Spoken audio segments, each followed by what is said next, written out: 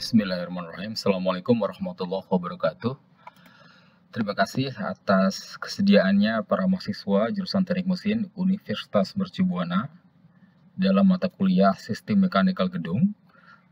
Saat ini kita masuk dalam chapter kedua, ya, Water Supply Requirement in Buildings. Jadi ini akan bicara tentang bagaimana persyaratan-persyaratan supply air pada bangunan atau gedung. Di introduction di sini disebutkan, this chapter discuss water supply requirement in buildings. First, the rate of flow furnished by water system to various types of plumbing fixture and water outlet is described. Jadi di sini akan diterangkan bagaimana besar rata-rata ya air yang akan disalurkan pada bangunan. Then a method is discussed for estimating the total demand of a water supply system in a building. Jadi nanti kita akan diterangkan bagaimana mengestimasi, memperkirakan berapa besar debit air, berapa besar volume air yang akan disalurkan pada sistem plumbing pada bangunan. Water supply requirement for individual fixtures and equipment. Jadi plumbing fixtures and equipment should be provided with water in sufficient volume and adequate pressure to enable them to function satisfactorily without excessive noise under normal condition of use. Jadi semua peralatan plumbing itu harus menyediakan jumlah air dalam volume yang cukup dan pressure yang ataupun tekanan yang cukup juga. Supaya kenapa? Agar dapat to enable them, agar dapat flow dan tekanan tersebut dapat berfungsi sebagaimana mestinya tanpa menimbulkan suara-suara ataupun abnormal condition, ya. Jadi jika kita di sini dijelaskan tanpa excessive noise, ya. Jadi dalam plumbing tersebut jika ada kekurangan air ataupun kelebihan air di dalam plumbing maka akan menimbulkan suara. Itu biasa terjadi di dalam sistem plumbing.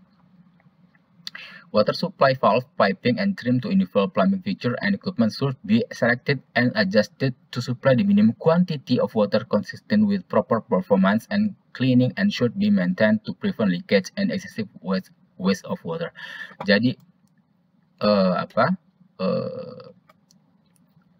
supply air yang melewati memasuki valve itu ada keran dan pemipaan harus diukur ya pada minimum quantity of water consistent dengan performance yang bagus. Jadi ukurannya adalah berapa besar air yang minimum diperlukan nantinya.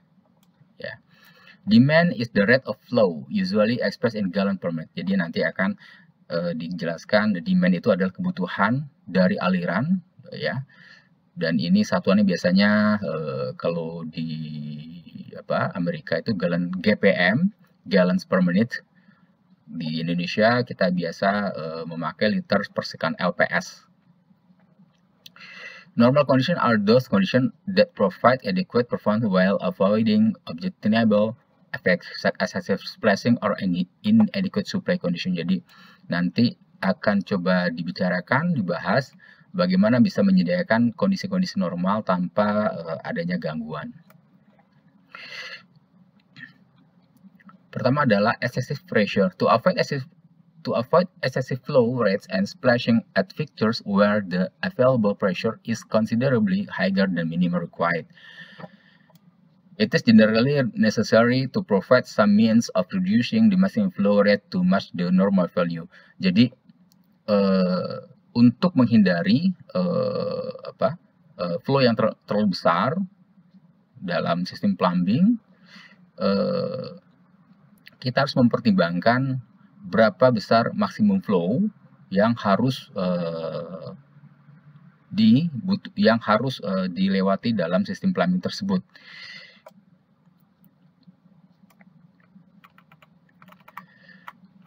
Nah, di sini akan dijelaskan demand at individual water outlets ya. Jadi kita harus bisa memperkirakan secara perhitungan, ini theoretical ya. Ini teorikalnya adalah Q sama dengan 20D pangkat 2 kali P pangkat setengah, di mana Q adalah actual rate of discharge from pipe outlet ya. D adalah diameter dari outlet sendiri. Diameter ini adalah diameter pipa maksudnya ya. Diameter pipa. P atau pressure, tekanan yang harus diberikan, yang harus disediakan dalam sistem pemipaan.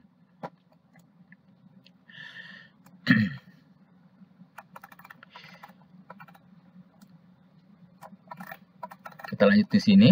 Saya akan jelaskan di sini berbagai macam peralatan plumbing ya dalam gedung ya. Ini diterangkan dalam bentuk tabel. Berapa sebenarnya peralatan-peralatan dalam gedung itu, dalam bangunan itu yang mampu mengalirkan air. Jadi misalkan keran ya. Keran itu sebenarnya berapa LPS yang dia bisa dilewati ya. Misalkan kita keran kita tekanan terlalu tinggi, keran biasanya bisa cepat bocor ya. Ini macam-macam peralatan ya. Ordinary lavatory faucet, jadi keran yang normal, slab closing, sampai ada shower head, bath faucet ya, sink faucet. Jadi berbagai macam keran ya yang ada dalam sistem plumbing di gedung ya. Di sini kita lihat ada demand. Nah, demand ini maksudnya apa? Ini ada dua satuan, GPM tadi, gallon per menit, dan LPS, liter per second. Maksudnya ini adalah ya demand yang dibutuhkan ya pada masing-masing peralatan tersebut. Jadi tiap peralatan tersebut outletnya itu, contoh ordinary lavatory faucet ya, itu keran yang biasa itu dia membutuhkan aliran sebesar 0,126 ya, 0,126 liter per detik, liter per second ya. Jadi dia itu keran itu dia cukup segitu ya pada kondisi normal. Kemudian estimating the total demand in the supply system ya. Jadi kita bisa dapat mengestimasikan ya dalam total kebutuhan pada sebuah gedung. At least kita bisa merencanakan, mengestimasikan total supply air ya dalam rumah kita sendiri. Contoh ya, berapa sih jumlah keran air di dalam rumah kita? Misalkan rumah sederhana itu ada di kamar mandi ada shower 1 ya, keran air 1, dan satu lagi untuk tempat toilet 1. Jadi ada 3 totalnya, ada total 3 keran ya di rumah. Kemudian ada satu lagi keran air di luar, misalkan ada 4. Satu lagi keran air untuk untuk dapur, ada 5 ya. Jadi minimal itu di rumah yang sederhana ada 5 keran air ya, beserta dengan pemipaannya. Nah, dari situ kita bisa mengestimasikan total kebutuhan supply air yang harus disediakan ya dengan dengan normal, dengan performance yang baik ya. Nah, for a method to be generally acceptable for estimating the demand of building water supply system, it must meet 3 basic requirements ya. Jadi metode yang biasa dipakai untuk dapat mengestimasikan, memperkirakan berapa besar kebutuhan air dalam gedung, itu biasanya harus memenuhi 3 persyaratan. Nah, ini penting sekali. Pertama adalah it must produce estimates greater than the average demand for all fixtures on the system during periods of heaviest demand. Ya, otherwise failure will occur in the supply to some fixtures during maximum demand periods. Ya. Nah, nomor 1 ini maksudnya apa? Jadi kebutuhan yang harus disediakan, ya, dia harus dapat mengestimasikan berapa kebutuhan yang lebih dari rata-rata dari seluruh peralatan plumbing. Tadi kita contoh ada 5 keran, maka kita harus memperkirakan bahwa ada lebih kebutuhan untuk 5 keran tersebut. Contoh misalkan di sini disebut, kita kembali lagi, ordinary lavatory faucet. 1 keran itu dia adalah berkapasitas 0,126 LPS. Let's say ini adalah 0,15 LPS lah. Dikali 5, ya. 15 kali 5 adalah 0,75 LPS. Maka berdasarkan metode yang pertama tadi adalah dia harus lebih besar dari 0,75 LPS. Oke, berarti kita bisa memperkirakan bahwa kebutuhannya harus lebih besar dari 0,75 liter per detik. Bisa kita pakai 0,9 atau bahkan kita ambil angka 1 LPS untuk 1 rumah. Gitu ya. Jadi seperti itu. Otherwise, failure will occur in the supply to some fixtures during maximum demand periods. Ya.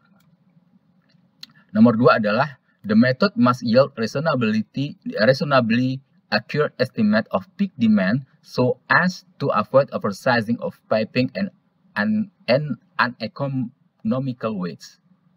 Nah, nomor 2 ini adalah harus dapat berapa titik jenuh dari peak demand. Kebutuhan maksimum. Peak demand itu kebutuhan maksimum. Contoh misalkan kita di rumah itu ada 5 keran tadi, oke. Kemudian jumlah populasi di rumah misalkan orang tua 2 orang dan juga misalkan anak 2, berarti ada 4. Ada 4 orang dalam satu rumah dan disediakan 5 keran untuk kebutuhan sehari-hari. Ya. Tapi di sini nomor 2 adalah harus kita memperkirakan bagaimana kalau ada keluarga yang menginap. Bagaimana kalau ada kakek neneknya datang menginap beberapa hari. Nah, kebutuhan ini harus lebih besar, ya. Nomor 3 adalah the method must be adaptable for estimating the demand of group of like fixtures as well as different kinds of fixtures and building occupancy classification, ya. Jadi metode yang kita gunakan ini harus dapat mengestimasi berapa building occupancy classification. Ya, tadi disebutkan ya, misalkan ada keluarga itu ada 4 orang plus misalkan ada tambahan kakek neneknya datang ke rumah menginap, jadi tambah 2 jadi 6 orang, maka sistem penyediaan air yang untuk 6 orang itu harus mampu tercukupi.